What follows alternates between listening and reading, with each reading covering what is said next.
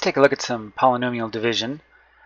When you're dividing a polynomial by a monomial, the only real trick to it is to recognize that, kind of as we brought up before, when you have a group of numbers on the top or bottom of a fraction bar, they behave as if they're in parentheses.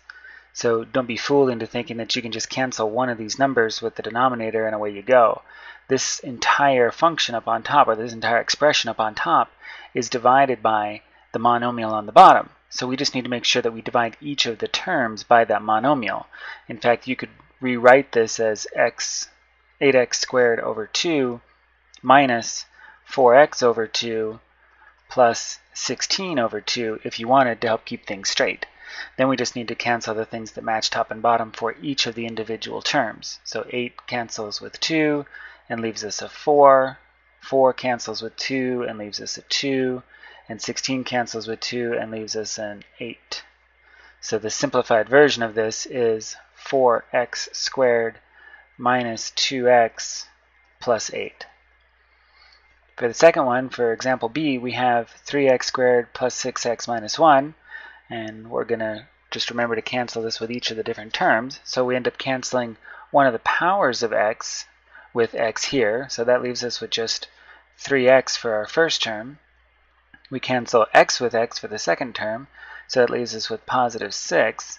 And then with the third term, there isn't anything to cancel, so we can't really get rid of the denominator in the third term. So that third term is going to be minus 1 over x, since we couldn't cancel the denominator. For example C, we have negative 3x squared minus 18x plus 6 over 9x. So then if we take each of these terms one at a time, negative 3x squared into 9x, one of the x's will cancel, and 3 will go into 9, leaving a 3.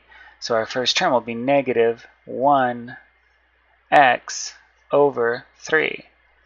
Our next term will have negative 18 over 9. That gives us negative 2, minus 2. And then the x's cancel, so the x is just gone. And then our third term, we can cancel the 6 into the 9. So we reduce them both by 3, we'll get 2/3. 2/3. But we can't cancel that x because there's nothing to cancel with on top, so we leave the x on the bottom. So then our answer is negative 1x over 3 minus 2 plus 2 over 3x, or 2/3 x if you prefer. Example B is very similar to example A.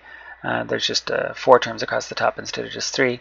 What we're going to do though is break this one up into individual pieces to keep us from getting distracted or getting confused. We'll have 5x cubed over negative 5x squared, and we'll have negative 10x squared over negative 5x squared, and we'll have x over negative 5x squared, and negative 25 over negative 5x squared. And this actually brings up an interesting point. You'll notice I didn't put any operators in between here, and that's because one of the more convenient ways to view polynomials, especially when there's a lot of different terms, is to look at them sort of as individual modules, and you can do that as long as you keep the sign to the left of each term together with the term. Then you can move these things around in any order you want, and you'll see that as I get done with each individual operation here, that plus or minus in between them will actually come from the sign of that individual term.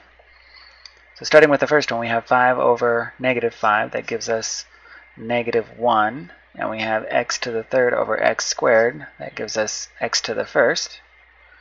And then we have negative 10 over negative 5. That gives us positive 2. And you can see that plus operator came in there.